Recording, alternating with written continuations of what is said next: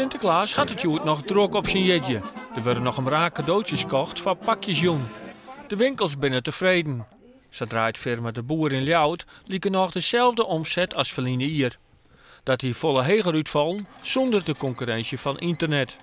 Ja, de concurrentie is behoorlijk groot. Dan hebben eigenlijk alle traditionele speelwinkels hebben daar toch wel behoorlijk last van. Maar hoe verneem je dat dan? Ja, dat kan je gewoon merken doordat mensen soms eerst in de winkel komen kijken. Maar je merkt ook gewoon dat je gewoon minder grote producten verkoopt. Want ze hebben gewoon meer kleine producten, de aanvullingscadeautjes die in de speelwinkels worden gekocht. En de grotere producten dat wat meer online verkocht. Populair binnen de traditionele Lego-pakketten en de boertspullen. Zo hebben ze het smoordrok bij Spellekijn in Ljout.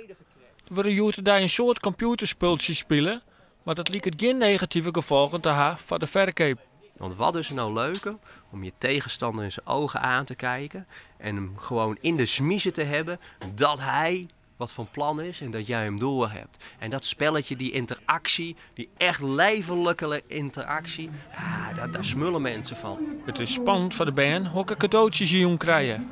Sint is echt nog net klaar, er moet nog het een en ander gekocht worden. Zijn laatste dag is het dan nog druk, 4 december?